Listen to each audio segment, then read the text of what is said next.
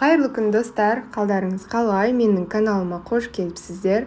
Мен сіздермен бүгін осындай езілмей түсетін өте керемет болып шығатын жайма қамырдың рецептісімен бөлісемін. Қалай илеу керек екенін және де қалай домалақтап бір келкетіп жаю керектігін көрсететін боламын. Жаю әлбетте ең біріншіден қамыр иленгеніне байланысты, сондықтан да бірінші илеуді дұрыс жасау керек. Бұл қамырды морозильникте, яғни тоңазытқышта қатырып та қоя аласыздар. Сондықтан осылай жасауды сіздерге кеңес етемін. Егер де маған әлі тіркелмеген болсаңыз, маған бірінші тіркеліп алыңыз. Мені жоғалтып алмас үшін подписация батырмасын басып, одан кейін видеоны ең алдымен толық бір рет көріп алыңыз. Ең алдымен осындай шұңғылдау ыдысқа салқын су және де қайнап жатқан етіңіздің сорпасын құямыз. Егер де алдын ала қамырды сорпасы дайындайтын болсаңыздар, 200 грамм су және де бір ас қасық сұйық майыңызды құйыңыз. Ал бұл менің рецебімде 100 грамм су, 100 грамм сорпа. Егер де ыстық сорпа құйсаңыз, суытып аламыз. Мен бір шай қасық тұз қостым. Егер де сіздер тек сумен қоссаңыздар, көбірек тұз салған дұрыс. Менде сорпа кішкене тұзды болғандықтан кішкене аздау салдым. Және де үлкендеу бір жұмыртқа. Менде 58 грамм шықты бір жұмыртқа. Жұмыртқамызды жақсылап осылай араластырып жібереміз. Енді сұйық массамызға ұнымызды толықтай саламыз. Електен өткізілген болу керек міндетті түрде. Барлығын араластырып, жақсы қамыр илейтін боламыз. Қаттырақ қамыр болады, өте тығыз, езілмейтін. Егер де описанияда мен қалдырғандай ингредиенттермен және де мен қалдырғандай мөлшерде жасайтын болсаңыз, міндетті түрде тамаша болып шығады. Кішкене сұйық масса бар кезде осылай шет-шетін тазалай отырып, жақсылап илейтін боламыз. Ұнымызды асырап болмайды. Осылай жақсылап, қысып қамыр илейміз. Міне қамыр бірікті. Осылай жақсылап қолымызға алып, тағы да осылай ішіне қарай кіргізетін боламыз сыртын. Ал ішін сыртқа осылай шығарамыз. Кішкене іші влажны болып тұрады, яғни сулылау болады сыртына қарағанда. Осылай илеп, жақсылап, салафанға салып, жарты сағатқа тындырып қоямыз, немесе 20 минутқа. Мен 20 минуттан кейін ашып, илей бердім қайтадан июін қандыру үшін. Міне жұмсақ болып қалған бағанағыға қарағанда. Міне жақсылап осылай илеп қоямыз. Тығыз қамыр болған өте, ал июі қанса өте жақсы, кішкене жұмсарып, және де жайылғаны оңай болады. Міне сырты да осындай бір келкі болып қалады. Қайтадан илегеннен кейін. Міне.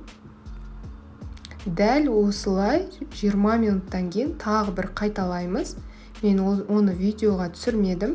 Міндетті түрде қазір салафанға саламыз. Қайтадан 20 минуттан кейін дәл осылай қайталап салафанға қайтадан орап қоятын боламыз.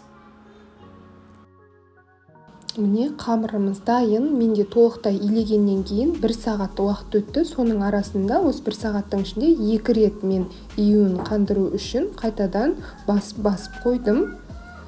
Міне. Бұл орташа зуала немесе күлше, әр жақта әрқалай атайды екен. Бізде зуала дейді. Орташа бір зуала менде. Жаюдың алдында осылай оқтаймен біраз кішкене үлкейтіп алсаңыздар болады. Немесе 2 жұдырықтарыңызбен үстінен басып, ұнды сеуіп, жақсылап кішкене үлкейтсеңіздер болады. Өздеріңіздің қалауларыңызша мен бірденен оқтауды пайдаландым. Біраз кішкене осылай үлкейтіп алғаннан кейін жаюды бастаймыз орап.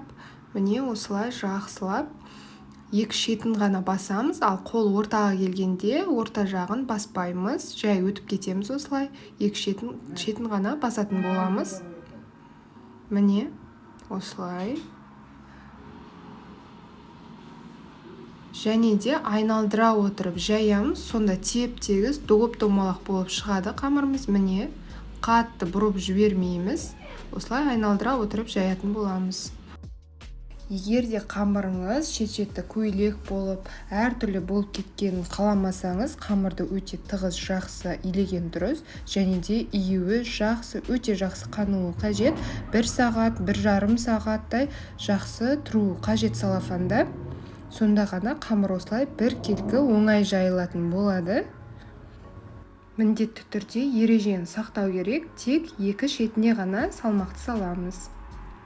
Міне дәл видеодағыдай шетіне келгенде кішкене салмақты басамыз, ал ортасына келгенде қолды жай жіберетін боламыз. Шетке қарай осылай жайып аламыз. Міне көріп отырғандарыңыздай қамыр доп-домалақ болды. Міне ойымдағыдай керемет болып жайылып шықты. Қалыңдығы өздеріңіздің қалауларыңызша. Мен жұқалап жайғанды ұнатамын. Міне асты көрініп тұр байқағандарыңыздай. Әр өңірде әртүрлі кеседі. Мен осылай оқтауға жинап кескенді ұнатамын. Барлығы біркелкі, өте әдемі болады.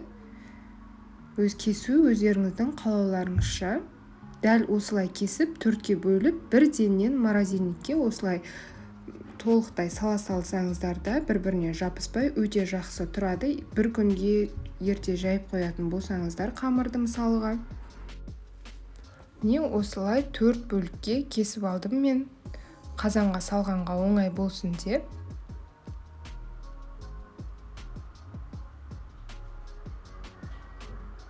Барлығын біртіндеп қайнап жатқан сорпаға саламыз. Міндетті түрде біртіндеп салу қажет. Одан кейін барып 3 минут, 4 минут бойы піскенше жақсы отта қайнатып алатын боламыз. Отымыз менде барынша тұр. Арасында қамырды салып жатқан кезде бір-біріне жабысып қалмас үшін қозғап та тұрған дұрыс. Бірақ бұл қамыр жабыспайды. Өте қатты иленген қамыр болғандықтан. Жанында тұрып қайнаған кезінде ожаудың немесе қасықтың көмегімен араластырып тұрамыз. Себебі тасып кетуі мүмкін. Қамырымыз 4 минуттың ішінде пісіп шықты. Міне бетіне міндетті түрде тұздығын құю қажет. Жабысып бірігіп қалмас үшін піскеннен кейін. Міне өте әдем болған, байқағандарыңыздай мүлдем бір қамыр да езілмеген. Міндетті түрде осылай жасап көріңіздер. Әсіресе жас келіндер, қыздар жаңадан үйреніп жүрген, міндетті түрде осы рецептпен жасасаңыздар керемет болады. Үйдегілерді таң қалдыратын боласыздар осы шашылып түскен қамырмен. Және де менің видео рецептім ұнаса, міндетті түрде қазақша контентті қолдау үшін, менің каналымды ары қарай дамуы үшін міндетті түрде лайк басып, және де өзіңіздің пікіріңізді білдіре кетіңіз. Міндетті түрде мен сіздің пікіріңізді оқитын боламын. Және де подписаться батырмасын да басуды ұмытпаңыз. Ас болсын, сау болыңыз оқырман.